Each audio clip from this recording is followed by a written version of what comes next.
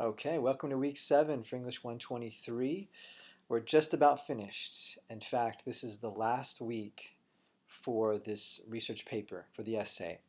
So at this point, ideally, again I say ideally, where you should be is at a complete paper, okay? A full 10 pages, or within the page requirements of the assignment.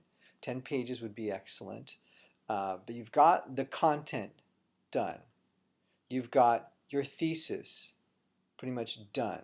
You've had your first draft, you've had your second draft, so you've been refining and working on this pretty diligently. You've been putting a lot of hard work into this assignment. So at this point, you should already have down really what you're going to say. Okay, there might be some last minute things to kind of work on a little bit, just to kind of tweak here and there, but it's not really, it shouldn't be at this point a real stretch to figure things out. Okay, hopefully you've already got all the figuring out done. If you don't, if you're still working on maybe that last page, it's not ideal, but you're still in the game. Okay, if for any reason you're having trouble with really finalizing things, we need to talk. I need you to email me. We need to really figure out what you're going to do to get this paper completed. Okay. From what I've seen so far, everyone has been turning in work. Everyone has. You're pretty much in a good spot. Okay. But if for any reason there's an issue with your thesis, or an issue issue with your thesis statement, and you're not quite sure about your points, maybe you don't have enough sources, those things should already be resolved, ideally. But if not, let's try to salvage what we can. So don't give up. This is not, oh, I don't have enough, so I'm going to give up. No, this is, you're going to finish the assignment with what you have, and hopefully make it across the finish line with the assignment with a completed assignment. I wouldn't give up, even if you don't have everything. It may not, it will affect your grade, unfortunately, if you don't have the complete assignment, you don't have everything done. You wouldn't receive the grade that you maybe could have. But sometimes with the course in academia, you got to finish. Okay, so don't give up. Okay, sometimes you don't finish with what you want, but hey, at least we finish, right? So my personal feeling is that every class should be approached with the intent of working hard and earning an A. Okay, that's our goal, is to earn an A. Okay, but if you walk out of the class with something less than that, a B, that's still strong. A C, you passed the class. Okay, a D unfortunately is not a passing grade, so then you would have to repeat the course. But even if you did have to repeat the course, it's unfortunate, but it happens. And it's unfortunate, but that's really part of academia. I've had to repeat classes. Okay, it's just something that happens, and we're not happy about it, but it does do some work in us. It does shape us as a student, as an academic, in our academic career. It does have an effect. It does have an impact if we persevere, if we continue. Now, of course, there's some who quit and they give up and they say it's not for me. But I strongly want to encourage you to finish well, finish hard. Okay, finish strong. Okay. We have 2 weeks in this semester, in this quarter left. Then this class is going to be over, and you move on to your next classes, on your way to your academic goals. So it may be stressful, it may be difficult, there may need to be sacrifice involved in terms of time, in terms of things that you maybe would rather do or want to do, but maybe have to kind of give up just for these next 2 weeks. The ops program, the classes are 8 weeks long, so there's not a whole lot of time. So again, as we know, time management is always a consideration. So hopefully at this point, time management won't be a problem for you. At this point, you should already have a completed draft with all of your points already stated on your paper. Your thesis is there. the structure is there, the organization is there for your paper. At this point, hopefully, it's now a matter of proofreading and editing. Not so much it is a draft, but at this point, you're not really working on content. You can, you can change things if you need to. There's always, it's not done until it's done. Okay, it's not done until it's done. Okay, so until you submit it, it's not done. So you can continue working on it. I suggest not to wait until an hour before it's due, because unless you have an absolutely reliable internet connection, an absolutely reliable computer where you know you're not going to have problems with your browser or with anything that's going to get in the way of you submitting. Because unfortunately, once that deadline comes, there's no further submissions accepted. We cannot receive further submissions for the assignment after the absolute deadline of midnight on next Sunday. Okay, the ending of the week, the Sunday of week 7, no further submissions can be accepted. Okay, so hopefully you won't wait until the end, the very end. And I've seen students wait until 10 minutes before it's actually due to actually submit. I don't recommend that. Okay, please don't do that. Please, if you can submit multiple times, and I will grade the last submission. Okay, the last submission. You have to submit to 2 places though, TaskStream and Blackboard, both. And you also have to submit to the SafeAssign. So all 3 of those need to be in place before a grade can be given. If any one of those, and this is a disclaimer here, if any one of those is missing a submission, it's not a complete submission, and I would be unable to provide you a score for your assignment. And without being able to receive a score on this critical assignment, it would most likely lead to a non-passing score in the class. You have to complete this assignment. It's worth 200 points. It's worth quite a bit, but yeah, 200 points. So I don't mean to be overly serious, but it's a serious issue, it's a serious matter with the course, with your grade. So I just want to make things clear. This is where things cannot be negotiated and cannot be changed. It has to be submitted the specific way that it's set up in Blackboard. You need to go through the specific format, the specific requirements for that. You can't say, well, I submitted it to Blackboard, the other stuff, whatever, at least I submitted it. Or you can't email it to me. It has to be submitted the exact way that it's set up in Blackboard. So you have to follow all of the steps in Blackboard. Follow them specifically, exactly as they are, so that way you can ensure that you get a grade on this paper. Okay, so that's the not so fun stuff. So for this, what I want you to do for this week, I want you to focus on, if you already have all your content done, if you already have all of your topic sentences in order. Actually, let me back up a little bit. I want to comment on some of the writing that I've already noticed. So some of the main things is a thesis statement that makes a claim that, in addition to the claim, includes the why and the how. The how and the why, whichever order you want to deal with that. There should be some kind of because in there. There should be some kind of I'm going to argue that, not I. Let's say third person. One may argue, or this essay will argue or will demonstrate. Okay, I want your paper to be in third person.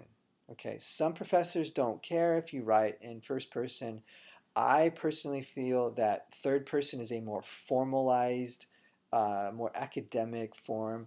Now, if you had a PhD and you were writing for some kind of publication, and this is your own original research, and you've made a breakthrough in your own original research, you can have first person all you want, because yeah, it is you that is discovering and presenting this material to the academy. However, we're not at that level. This is an undergraduate course, so you, in a sense of where you are in rank in terms of academia, third person, because you're an undergraduate, is much more appropriate, in my opinion. Now, you might find someone who might disagree, but I think as an undergraduate first semester type of intermediate composition course, third person gives you more credibility because it's not you speaking on your own.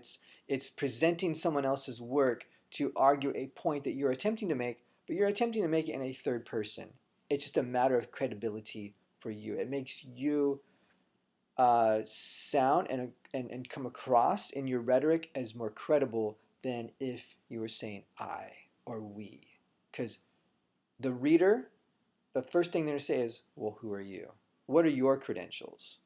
Now, if you put it in a third person, your credentials are not a consideration. It's just the fact of the matter, in the terms of what you're presenting then becomes the credibility.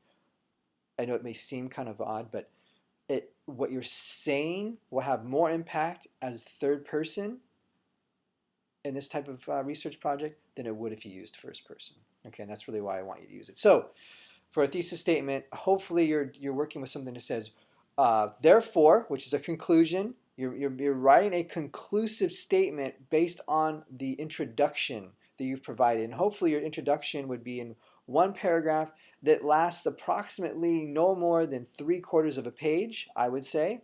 3/4 of a page that is finished off with a thesis statement that concludes, therefore one might argue, therefore this paper will argue, in light of these things that I've introduced, this context, this background information, in light of these things, this paper is going to argue this, which you make a claim. In light of these things, this paper will argue, or one may argue that student loan lenders should not charge capitalized interest, because I've talked about the history and the context of capitalized interest, and I moved into kind of why that's wrong. So therefore, one may argue that charging capitalized interest for student loans is wrong because, and then I'm going to give three points that I'm going to be arguing that's going to kind of give a foreshadowing of what's coming in the paper. Because of this, and this, by demonstrating, and then you give the how. So the why is kind of the points. I think it's wrong to charge capitalized interest on student loans because of these three things. That's the why. By demonstrating, and then that's how it's going to be demonstrated as far as why these are the three reasons for not charging capitalized interest. That's just the way I would approach it. You don't necessarily have to approach it exactly like that. I'm not really giving you a template to follow, like, uniformity forever, and you'll hear something different from another professor. I'm just giving you a model to work after. So if you approach something similar to that, excellent. I think that's one of the more effective ways to do it. Of course, if you speak to a different professor and they give you something different, that's okay. But for this class, for our class, I'd rather you approach it in that way. So you have a conclusive thesis statement that gives a claim with a how and why. And then, of course, what I'm also seeing here is for your paragraphs, we really want to include transitions for the paragraphs. And now for week 6, there was a listing of some transitional phrases that you can use. Furthermore, moreover, additionally, in addition to, regarding. And so the idea of a transition is to take a little idea, like you carry over the main point of the previous paragraph into the next paragraph as a transition, in addition to this, in addition to whatever point I'm making from the last paragraph. One may also argue that now the next point. Okay, so you're kind of referring back to go forward. Okay, you want some overlap. You want some little bit of a transitional overlap from one paragraph to the next, from one point to the next. And what that does is it builds continuity in your paper. It helps the reader see the continual progression of thought and logic in your paper. Without that transition, it's much easier for the reader to get lost. Okay, so the transition takes from the last paragraph into the new paragraph. It transitions into the topic sentence. Your topic sentence should be the first sentence of the paragraph. The topic sentence provides the main point or the main idea or the controlling idea of that paragraph. Okay? You want the topic sentence first. You want it to build that main idea in that paragraph. Then everything that comes after that in that paragraph is directly correlating to that topic sentence. It's directly related. So what you have here is the topic sentence is plugged into the thesis statement. The supporting detail in the paragraph is plugged into the topic sentence. And that's how the paragraphing works in the essay to provide an integrated, cohesive, coherent essay. Okay, so then within that paragraph you have your topic sentence followed by, it can go in, and there's only one right way to do it, but typically what you can do, topic sentence presents the main topic of the paragraph, followed by some kind of explanatory detail in your own words, perhaps, followed by a quote from one of your sources that correlates with what you're discussing as a form of evidence to back up what you're saying. Topic sentence, some explanatory detail in your own words, followed by a quote from a source as evidence for what you've just discussed. And you can provide that quote in this way. You want to have a transition into your quote as well. An easy way to do that is to start off with the author's name and the title of the article. Okay, author's name, last name if you've already mentioned them previously from another source or another quote. Last name, title of the article. If it's only one article that you're using from that author, just refer to the author's last name. Okay, but the first time you use them in your paper, author's full name, title of the article. If it's actually a published article, whether in print or on a website. From that, a good way to do it is, for example, according to author's name, or for example, according to the article titled such and such by so and so states, then the quote. Okay, followed by your citation, followed by some more analysis of that quote that you just provided, and discuss how and why it supports what you've said previously. Okay, so topic sentence, explanatory detail, followed by a quote of evidence, followed by some analysis of that quote, discussing how it correlates with your topic sentence and your explanatory detail, followed by a conclusion of that paragraph to tie it up nice and neat. Therefore, this is significant. One can see that this supports this idea from this, or this point from this paragraph. I'm being hypothetical, so it's hard to really exactly, give you an example from exactly what you're dealing with in your own, research situation, but you get the idea. That's a good format to follow. And you follow that format from one paragraph to the next. Transition, topic sentence, explanatory detail, a quote of evidence. Maybe you have another quote of evidence. Maybe you're building on some quotes within that paragraph. In that case, then you would use phrases to build up those correlations. On the one hand, we have, or consequently, we have, in correlation, conversely. So there's terms that you want to be aware of that show correlation, that show a building of sequential idea. You want to build up those connections in your paragraph. Okay, so that will go through your whole essay. And then you will come to your conclusion, your final conclusion, which should be a restating of the main points that you've discussed in your paragraphs, the main points, not the subpoints so much. And then it will wrap up in discussing how they support your thesis statement. Okay.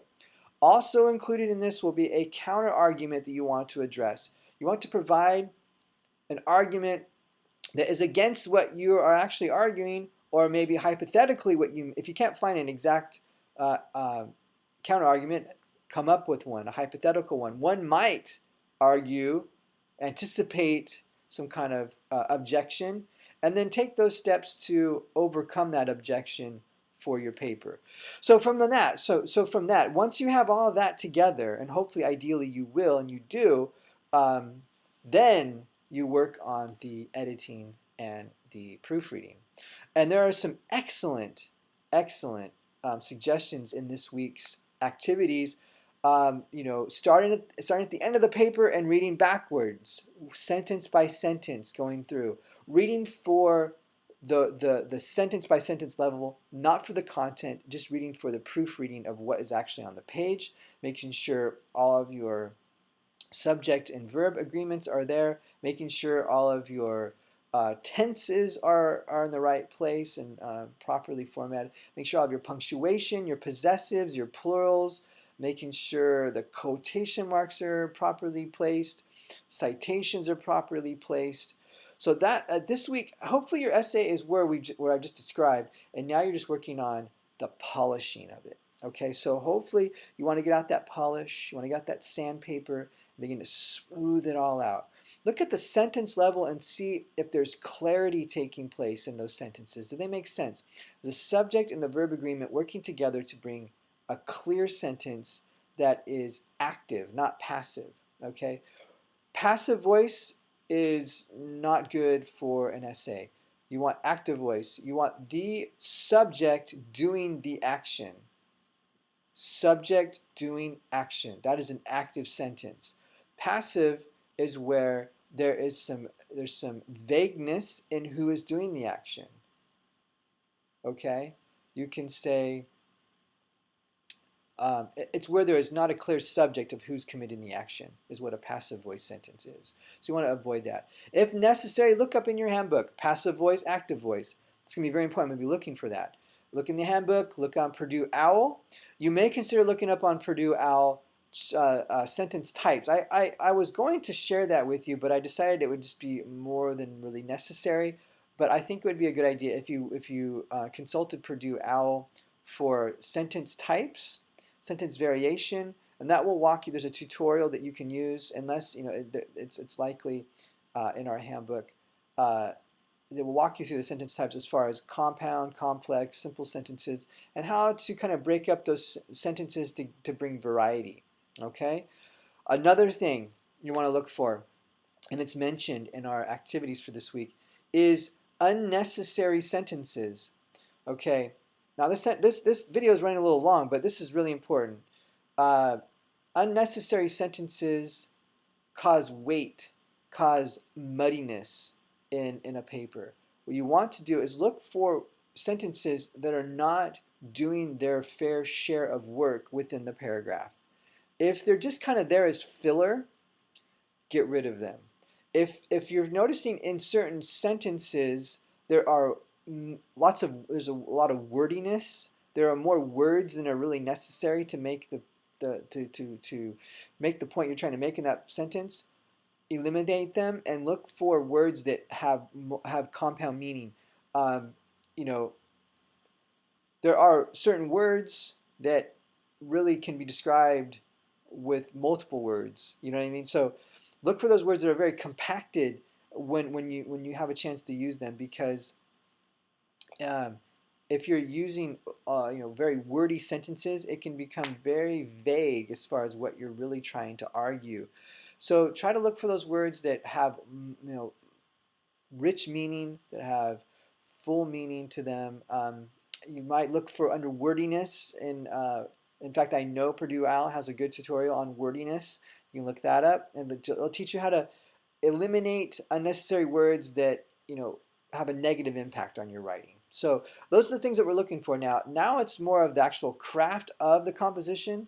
It's the actual artistic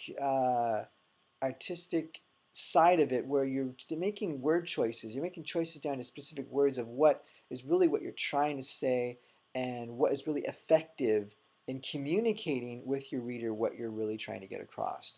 So before it was what I want to say, what is all the material I want to present, and now it's really of polishing and sanding down to make it making it say exactly how you want to say it. How, not just what, but now it's how are you going to say it, and that falls into rhetoric as well. So it's a very it's really we're using writing as a skill, okay, to communicate ideas here. So this is really where the class comes down to what we're working on. So if you have any questions about the assignments for the activities, please let me know. In terms of editing strategies, they're all there. Everything, I would just be reiterating things at this point from what the course activities are. So embrace the process of proofreading, invest the time in proofreading, follow the exercises for proofreading, all very important, all very useful to you to provide a polished draft on the hard work that you've been working on this semester, okay? All right, so good luck. Lord bless you in this, and you're doing well. Keep up the hard work, and thank you for everything you've been working on so far and the hard work you put into it. All right, well, thank you. And again, let me know if you have any questions. I'm more than happy to direct you. Thank you.